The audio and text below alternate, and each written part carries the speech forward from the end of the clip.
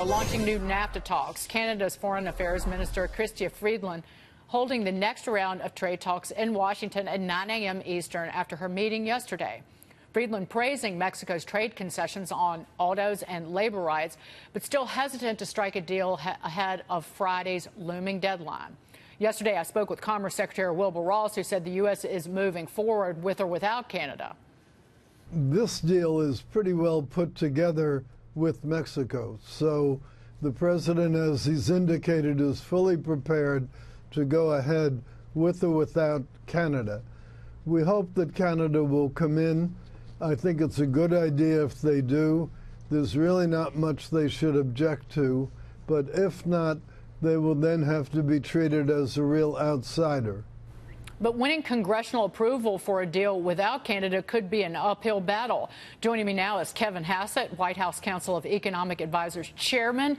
Kevin, give us an update. Can you give us a sense of how these talks with Canada are going right now?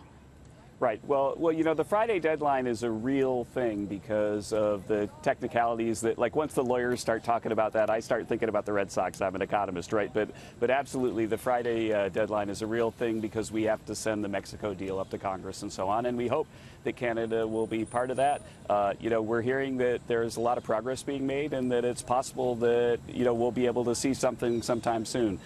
You know, we're extremely hopeful that Canada will join. It's a great deal. It's really a historic deal that the president has designed with Mexico, and so they should sign up for it. But we'll have to wait and see. You know, there are a lot of differences between the two countries, and you saw we had zero tariffs on agricultural products. Of course, the president's standing up for the farmers for Mexico.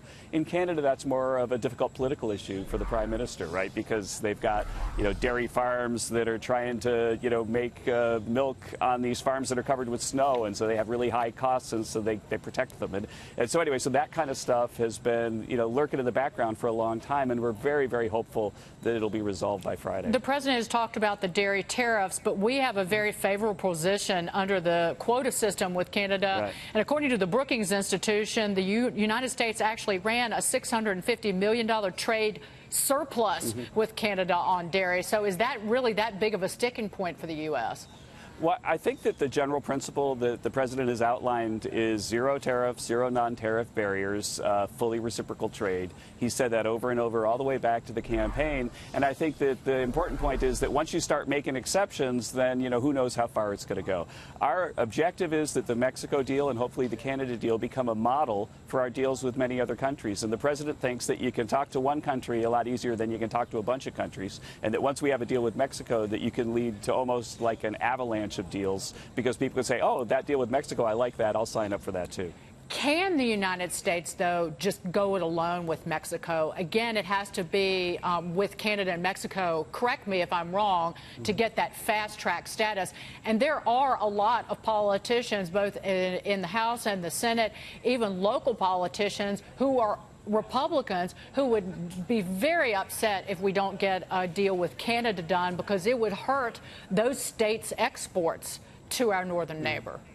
Right. Well, I mean, again, the hope is that Canada signs up. The deal with Mexico is a fantastic deal. And, you know, there are a lot of things in the deal that maybe haven't been covered very much, like agreements about the 21st century economy and e-commerce, agreements about the environment, and even ocean litter and endangered species and so on. So there's so much in this deal that commends it that we absolutely are ready to move ahead with Mexico and to make the case for that deal. It's a really, really strong case. And so I'm not a politician, but 100%, you know, Canada needs to sign on to this deal, and we're hopeful that they'll do that this week. I want to switch gears to President Trump's latest target. He was calling out Google for rigging search results to highly negative coverage of his presidency. He issued a stark warning to other social media giants. Kevin, listen to this and I'll get your reaction. I think Google is really taking advantage of a lot of people, and I think that's a very serious thing, and it's a very serious charge.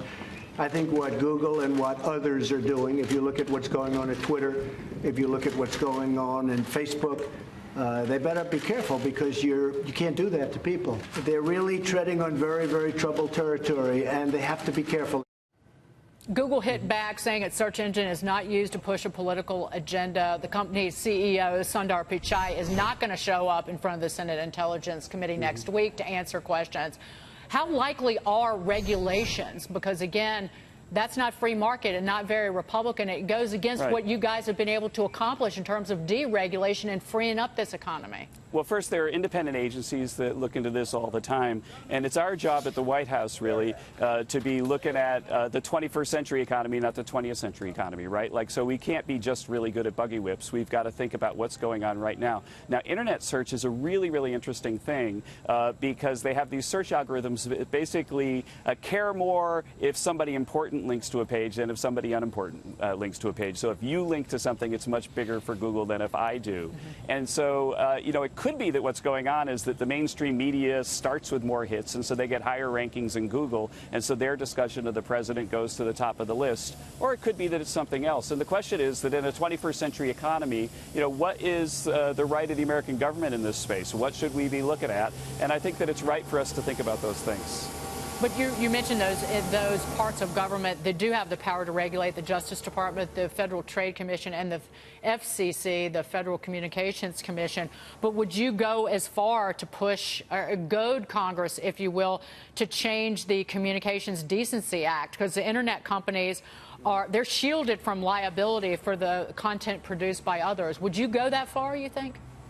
You know, right now, my job is to study the issue, and if you'd like, we could do a math lecture on eigenvalues and eigenvectors and how these internet search matrices work. But you know, our job is to look into these things, to think about what the right answer is, to make sure that that's what's happening.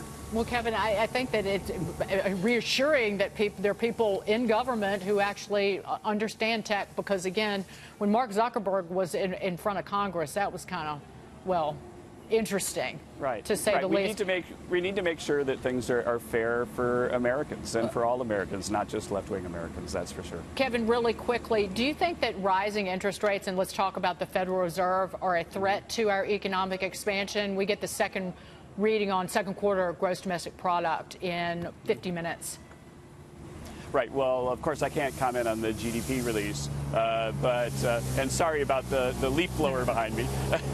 but you know, I respect the independence of the Fed.